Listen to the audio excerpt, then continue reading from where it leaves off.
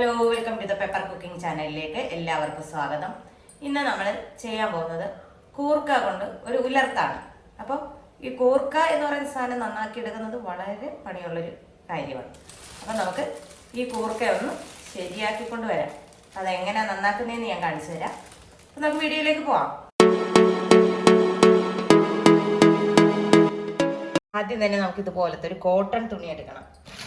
Cotton തുണിയോ മറ്റേ ചണച്ചാക്കോ അങ്ങനെ എന്തെങ്കിലും എടുത്തിട്ട് നമുക്ക് അതിൻ്റെ പുറത്തോട്ട് നമ്മുടെ കൂർക്ക ഇട്ട് കൊടുക്കണം.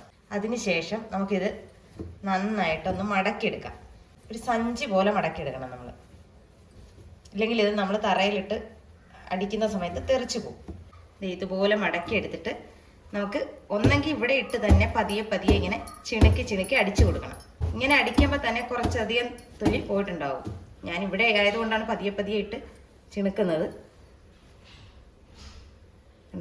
ഇത് പോയിട്ടില്ല. ഇപ്പം നമുക്ക് നന്നായിട്ട് അടിക്കണം. കുറേ മണ്ണുണ്ട്. അപ്പം ഇത് ആദ്യം നമുക്ക് കളയാം. നമുക്ക് കൂർക്കയുടെ തൊലി പോയിട്ടുണ്ട്. നമുക്ക് ഇനി ബാക്കി ഇരിക്കുന്ന തൊലി നമുക്ക് ചിരണ്ടി തന്നെ കളയണം. അതിങ്ങനെ ഉരയ്ക്കുമ്പോൾ തന്നെ ആ തൊലികൾ പൊയ്ക്കോളും.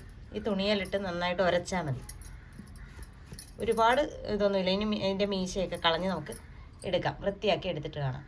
നമ്മളിതേ തല്ലിയെടുത്ത കൂർക്ക വൃത്തിയാക്കി ഒരു 3-4 വെള്ളത്തിൽ കഴുകിയതിന് ശേഷം ഞാൻ വെള്ളത്തിൽ ഇട്ട് വെച്ചിരിക്കുകയാണ്. ഇനി നമുക്ക് അരിഞ്ഞ് വെള്ളത്തിലോട്ട് ഇടണം. ഇല്ലെങ്കിൽ ഇതിൻ്റെ നിറം മാറിപ്പോവും. അപ്പം നമുക്കിത് അരിയാം. വലിയ കൂർക്ക ആയതുകൊണ്ട് തന്നെ 4ആയിട്ടോ 5ആയിട്ടോ ഒക്കെ ഇതേപോലെ കോന്തി നമുക്ക് എടുക്കാം. വെറുതെ വെക്കരുത്, വെള്ളത്തിലോട്ട് ഇടണം. ഇല്ലെങ്കിൽ അതിൻ്റെ കളർ പെട്ടെന്ന് മാറിപ്പോവും. നമ്മൾ കൂർക്കയൊക്കെ അരിഞ്ഞ് റെഡിയാക്കി കൊണ്ടുവന്ന് വെച്ചിട്ടുണ്ട്. ഇനി നമുക്ക് ഇത് വേറൊരു ചട്ടിയിലേക്ക് ആക്കണം. കഴുകി വരിയ കൂർക്ക നമുക്ക് ചട്ടിയിലേക്ക് ആക്കി കൊടുക്കാം. ഇതിനകത്ത് നമ്മളിനി കുറച്ച് പൊടി ഐറ്റംസ് കൂടെ ചേർക്കേണ്ടതുണ്ട്. ഒരു 1/4 ടീസ്പൂൺ മഞ്ഞൾപ്പൊടി ചേർത്ത് കൊടുക്കാം. 1 ടീസ്പൂൺ മുളക് പൊടി, കാശ്മീരി മുളക് പൊടി. അതുപോലെ തന്നെ നമുക്ക് ഗരം മസാല, ഇത് നമ്മൾ വീട്ടിൽ പൊടിച്ച മസാലയാണ്, അത് ചേർത്ത് കൊടുക്കാം. ഒരു 1/2 ടീസ്പൂണോളം ചേർത്ത് കൊടുത്തിട്ടുണ്ട്. ഇനി നമുക്ക് ഇതിനാവശ്യമായ ഉപ്പ് ചേർത്ത് കൊടുക്കാം. സ്വല്പം ഉപ്പും കൂടെ ചേർത്ത് കൊടുത്തിട്ടുണ്ട്. നമുക്കിത് ഇച്ചിരി വെള്ളം ഒഴിച്ച് ഒന്ന് വേവിച്ചെടുക്കാം. ആദ്യം നന്നായിട്ട് തിരുമണം. ഒരു സ്വല്പം വെള്ളം ചേർത്ത് കൊടുക്കാം. ഇനി നമുക്ക് അടുപ്പിൽ വയ്ക്കാം. ഇതിവിടെ ഇരുന്നൊന്ന് വേകട്ടെ. നമുക്കൊന്ന് മൂടി വെച്ച് കൊടുക്കാം. നമ്മുടെ കൂർക്കയെല്ലാം നന്നായിട്ട് വെന്തിട്ടുണ്ട്.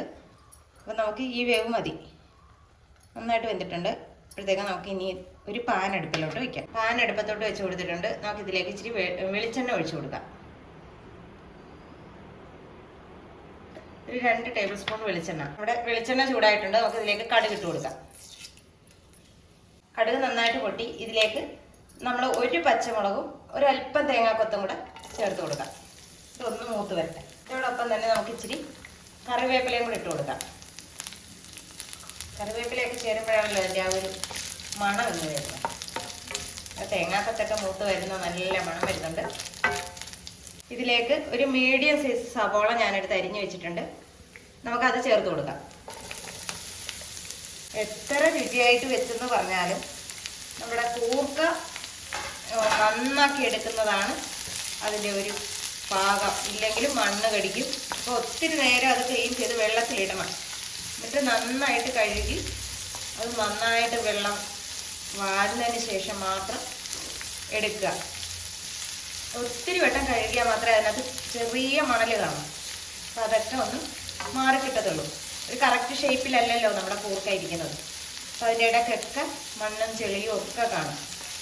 അപ്പോൾ അതൊക്കെ പോകണമെങ്കിൽ നന്നായിട്ട് തന്നെ നമ്മൾ അത് ക്ലീൻ ചെയ്തെടുക്കണം.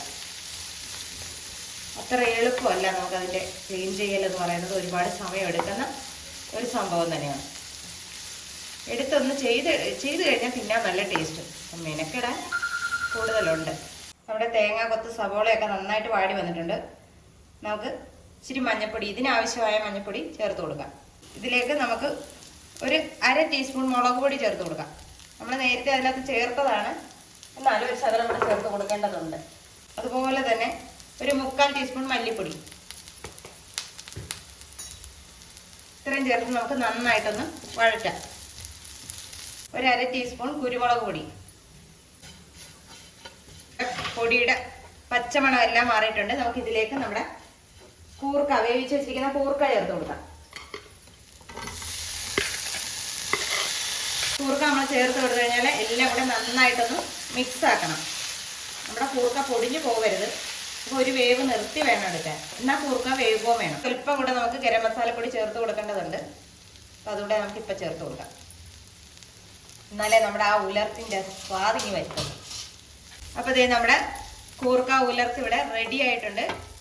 അപ്പോൾ ഉപ്പെല്ലാം ഞാൻ നോക്കി പാകത്തിനുണ്ട്.